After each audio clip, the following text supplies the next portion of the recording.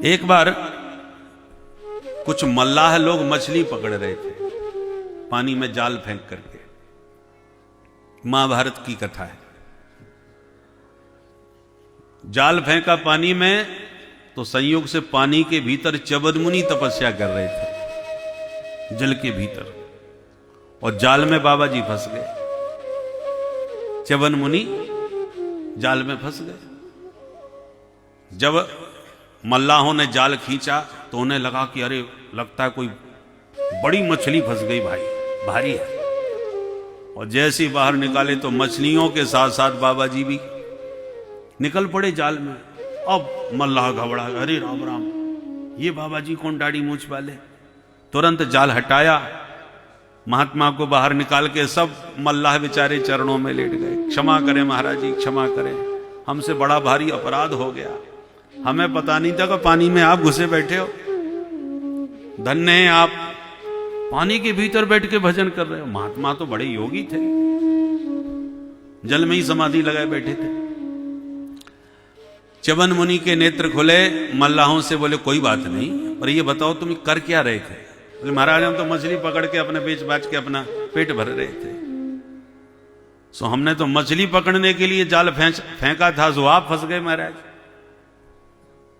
तो मछली पकड़ के बेचते हो? बोले हाँ, उसी से अपना 2 रोटी का पेट भरता है। तो महात्मा बोले अब हम फंस गए हैं तो हमें ही बेच दो। अरे महाराज कैसी बात कर रहे हो, आपको कौन खरीदेगा। महात्मा जी बोले नहीं नहीं, तुम्हारा यदि नियम है जो जाल में फंसता है उन मछलियों को तुम बेचते हो, हम फंस गए तो हमको बेच दो, जो मिल जाए सो काम चलाओ, अपना नियम मत तोड़ो, तुम्हारी कोई गलती नहीं है, तुम्हारा तो रोज का धंधा है। च्यवन मुनि ने आदेश दिया, ये मेरी आज्ञा है, जाओ बाजार में बेच के आओ। अब मल्लाह बेचारे डर गए, ठीक है महाराज। तो मछली बेचने गए, साथ में बाबा जी को भी ले गए। अब मार्केट में बेच रहे हैं, अब मछली खरीदने वाले तो खरीद लें, बाबा जी को कौन खरीदे। राजा का नियम था कि जो वस्तु मार्केट में कोई नहीं खरीदेगा उसे हम खरीदेंगे, ये राजा का नियम था। तो शाम को जब बाजार बंद होने लगा तो राजा निरीक्षण करने निकला और मल्लाहों ने कहा महाराज और तो हमारी मछली सब बिक गई, ये बाबा जी को खरीदने के लिए बैठे, कोई खरीद ही नहीं रहा। राजा ने कहा महात्मा, उन मल्लाहों ने पूरी कहानी सुना दी, ये बाबा जी मान ही नहीं रहे, हमसे कह रहे हैं कि हमको भी बेच दो, पर कोई खरीद ही नहीं रहा। राजा परम धार्मिक थे, उन्होंने जब देखा कि च्यवन मुनि है तो साष्टांग प्रणाम किया और कहा महाराज मेरे बाजार का नियम है कि जो कोई नहीं खरीदता उसे मैं खरीदता हूं, तो आपको मैं खरीदता हूं। च्यवन मुनि बोले हाँ खरीदिए, तो पहले तो ये बताइए सोच समझ करके मेरा मूल्य लगाइए, मेरी कीमत जो उचित हो वही बताना, गलत कीमत बताओगे तो दंड दूंगा। अब राजा चक्कर में पड़ गए। एक तपस्वी ब्रह्मनिष्ठ महात्मा का क्या मूल्य हो सकता है, महात्मा तो अमूल्य होते हैं। राजा ने बड़े विनम्र वचनों से कहा कि भगवान आपको कोई नहीं खरीद सकता, ये मैं जानता हूं, ब्रह्म विद्या संपन्न आप ब्रह्म ज्ञानी संत हैं, मुझ में सामर्थ्य नहीं मैं आपको खरीद सकूं, पर चूंकि आप कह रहे हैं और मेरा नियम है, मेरा व्रत है, इसलिए आप आज्ञा दें तो आपका जो निष्क्रिय भूत द्रव्य है वो 10,000 स्वर्ण मुद्राएं मैं आपके मूल्य के रूप में इन मल्लाहों को भेंट करता हूं। इतना सुन के मल्लाहों के तो होश उड़ गए, हे भगवान, जिंदगी भर मछली बेचते इतनी कीमत आज तक नहीं मिली जो एक दिन में इस बाबा जी की कीमत महाराज ने लगा दी। ये बाबा तो बड़े कीमती निकले भाई। मल्लाह तो मुद्रा सुन के ही मुग्ध हो गए। परंतु च्यवन मुनि बोले राजन, एक ब्रह्म ज्ञानी संत का केवल 10,000 स्वर्ण मुद्रा का मूल्य, यही तुमने हमारा मूल्यांकन किया। तो राजा डर गए, महाराज आप नाराज मत होइए, मैं तो निवेदन कर रहा हूं केवल एक व्यवहारिकता निभाने के लिए, आप तो अमूल्य हैं, पर आपका निष्क्रिय भूत कुछ तो द्रव्य मुझे लगाना ही पड़ेगा। आप कहो तो मैं 1,00,000 स्वर्ण मुद्राएं दे दूं। अब मल्लाह और उछलने लगे, 1,00,000 स्वर्ण मुद्राएं मिलेंगी।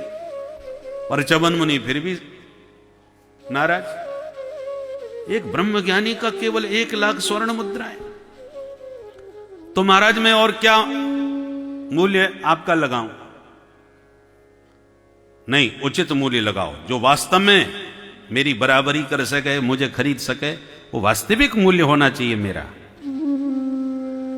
होते करते संख्या बढ़ती गई। राजा ने कहा मैं अपना आधा राज्य इनको दान कर दूंगा। तब तो आप स्वीकार करेंगे अपना मूल्य? महात्मा बोले तुम्हारा आधा राज्य मुझे खरीद सकता है?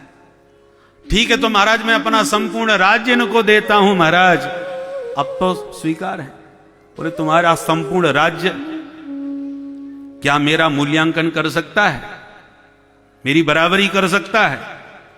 अब राजा बड़े चक्कर में, महाराज आज संपूर्ण राज्य ही आपकी बराबरी नहीं कर सकता, तो मैं आपका अब क्या मूल्य दे सकता हूं? बोले पता लगाओ और मेरा उचित मूल्य होना चाहिए। अब राजा ने बड़े बड़े विद्वानों को बुलाया, सभा में मीटिंग करी।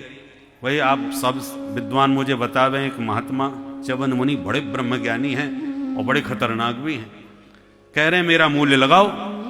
मैंने अपना संपूर्ण राज्य भी लगा दिया, फिर भी वो मान नहीं रहे कि तुम्हारा संपूर्ण राज्य मुझे कैसे खरीद सकता है? ब्रह्म विद्या संपन्न विद्वान ऋषि का, तपस्वी महात्मा का ये कोई मूल्य है? तो आप लोग बताइए।